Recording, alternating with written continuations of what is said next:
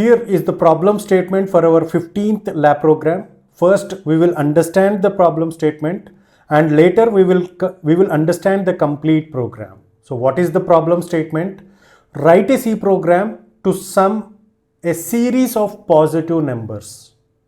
Means, what does that mean is, the user is going to provide a series of positive numbers. He is going to provide a series of numbers, and that program will get executed until the user provides a series of positive numbers. Whenever the user provides a negative number in that series, we have to come out of that program, and the sum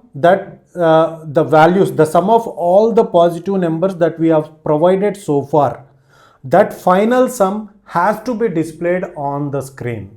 So that is the definition, that is the problem statement, that is the understanding of this problem statement. Now we will understand, before understanding the problem statement, the complete program, can you guess what is the best possible loop for this? So this is, by this time you should be able to guess this. So the best possible loop that we will try to understand in our program, that we will see in our program. So this is the complete program. Here the first part is variable declaration. In this variable declaration, I have taken two variables. The first variable is number, means in the series of numbers that are provided by the user, every time the new value that is provided, the new number that is provided by the user will get stored in this number variable, and it is initialized to 0 initially. Okay, and the second variable is sum. So far, whatever the series of numbers that are provided by the user, the final sum of all those positive numbers that are provided by the user will get stored in this sum, and initially the value of sum is initialized to 0. So why these two numbers are initialized to 0, that we will try to understand in the later part of the program. And the second part is user interface. So here I am providing some tips to the user so that the user can understand what to do in the program. Enter a positive number to add them up.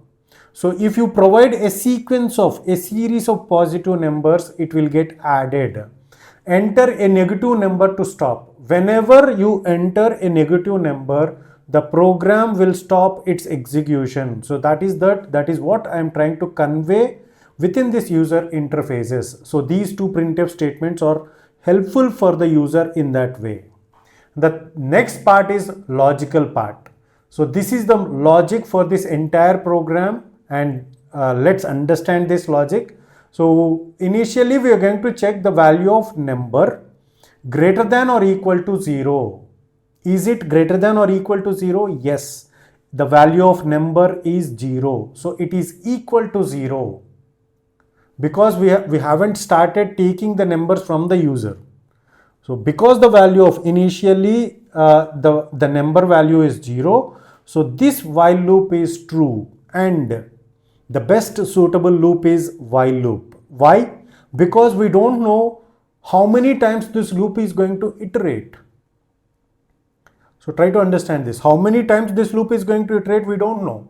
So it will go on until the user provides a negative number. For example, if for the first execution I have entered 10 positive numbers. In the second execution, I may enter only 3 positive numbers. So it is changing for every execution.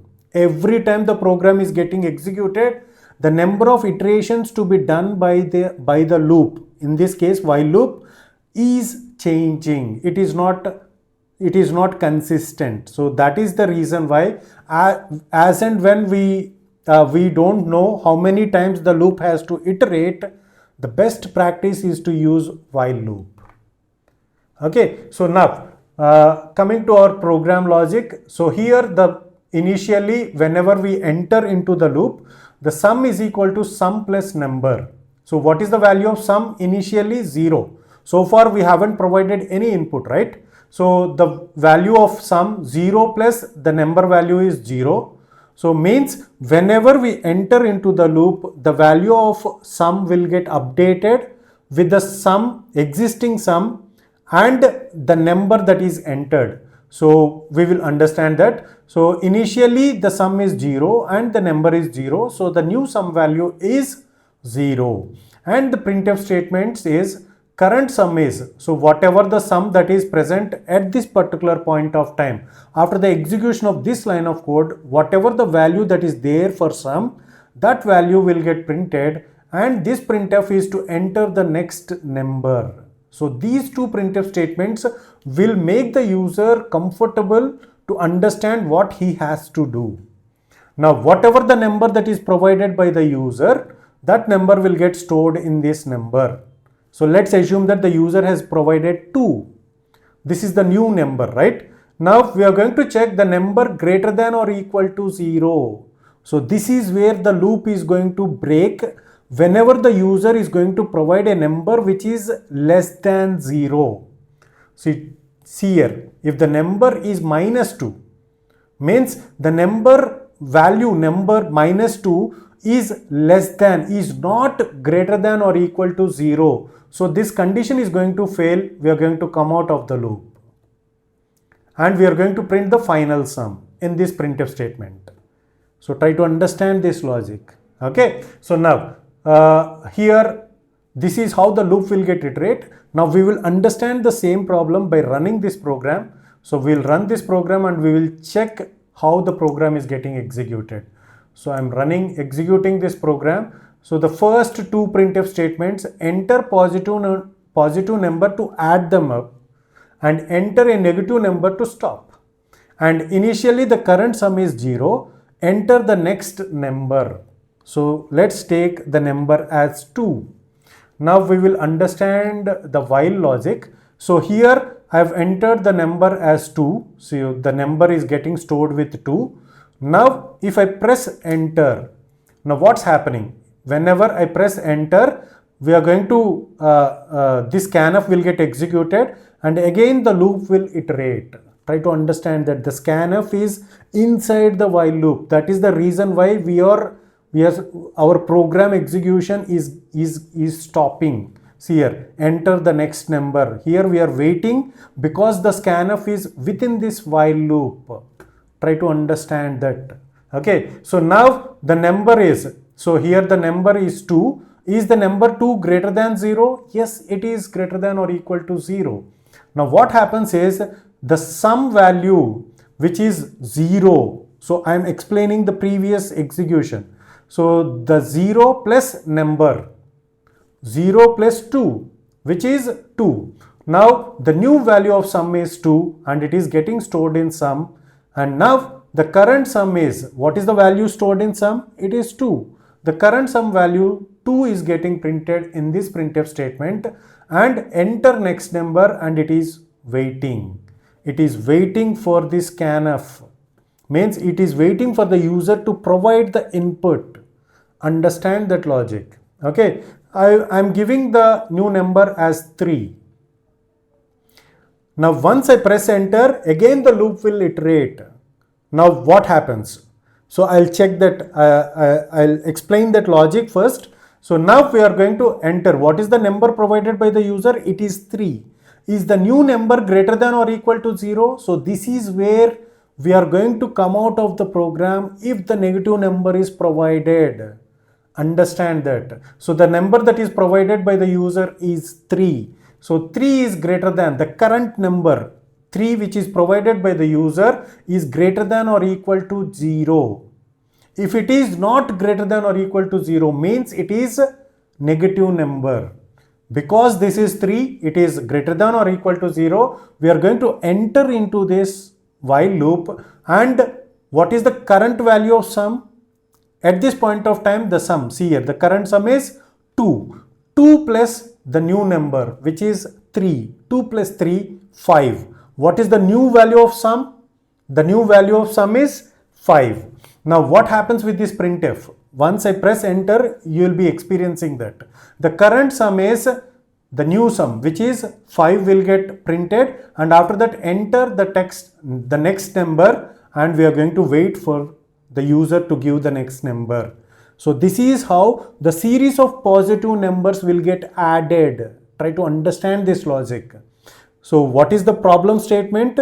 The loop has to iterate for all the positive numbers, and all the positive numbers that are provided by the user has to be summed up. Once the user enters the negative number, we have to come out of that program.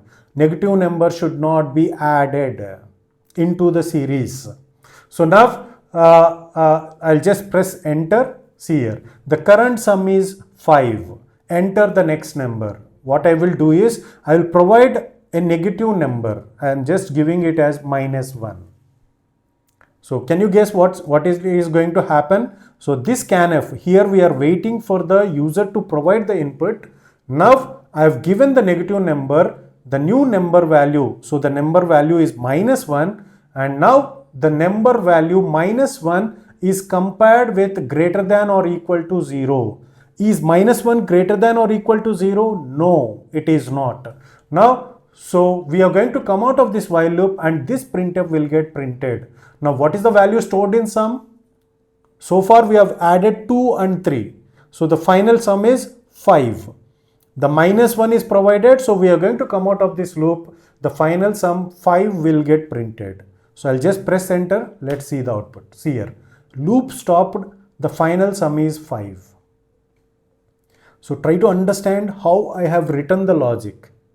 Okay, so far we have covered nearly 5 programs, lab programs based upon the loop structures. Why we are solving these many problems is, as you are going to understand different types of logics, you will be efficient. You will get that efficiency to write the programs very efficiently.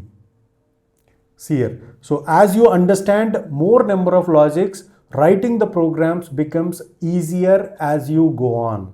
And so far, whatever the programs that we have covered, every program is uniquely represented with their own logics.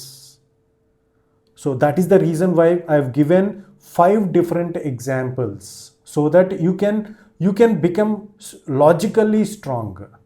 So I request you to write the programs, every program on your own, execute this program, or at least if you are not able to get the program, so you try to write the program which is provided with the logic that I have provided, so that you can get that experience of writing the programs efficiently.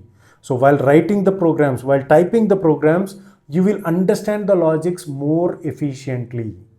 So I request you to execute all the programs that are provided in this course. So once you get acquainted with all the logics that are provided in this programming language, it is easy for you to understand any other programming language. So that is the reason why these many number of programs are provided. So that's it for this video. See you in the next class with another concept.